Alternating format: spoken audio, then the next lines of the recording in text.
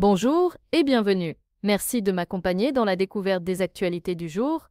Commençons sans tarder. Première actualité, le président français Emmanuel Macron a répondu aux questions de personnalités publiques et de téléspectateurs lors de l'émission Emmanuel Macron, les défis de la France sur TF1. Il a abordé divers sujets, notamment le conflit en Ukraine, la fin de vie, la guerre tarifaire et d'autres défis auxquels la France est confrontée. Cette intervention a attiré une attention considérable, reflétant l'importance des enjeux traités. Deuxième actu, la qualité de l'air en Île-de-France s'est détériorée, avec des niveaux de pollution dépassant les seuils recommandés. Les autorités sanitaires ont émis des recommandations pour les populations sensibles, telles que les enfants, les personnes âgées et celles souffrant de maladies respiratoires. Des mesures temporaires, comme la réduction de la vitesse sur les routes et la limitation de l'utilisation des véhicules polluants, ont été mises en place pour atténuer la situation. Troisième actu, un incendie de grande ampleur a ravagé une usine chimique située à Lyon, provoquant un important panache de fumée visible à plusieurs kilomètres à la ronde. Les pompiers sont intervenus rapidement pour maîtriser le feu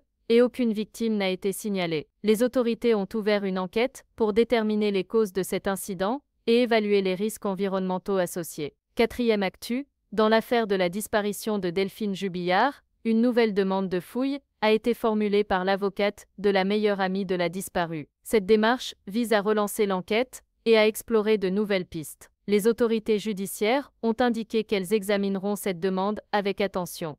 Cinquième actu, un séisme de magnitude 4 a frappé la région de Naples, en Italie, ce mardi 13 mai. Bien que la secousse ait été ressentie dans le sud de la France, notamment à Nice et Marseille, aucune victime n'a été signalée. Les autorités locales ont assuré que les infrastructures étaient intactes et que la situation était sous contrôle. C'est tout pour aujourd'hui. N'hésitez pas à vous abonner afin de suivre l'actu ensemble. Prenez soin de vous et à bientôt.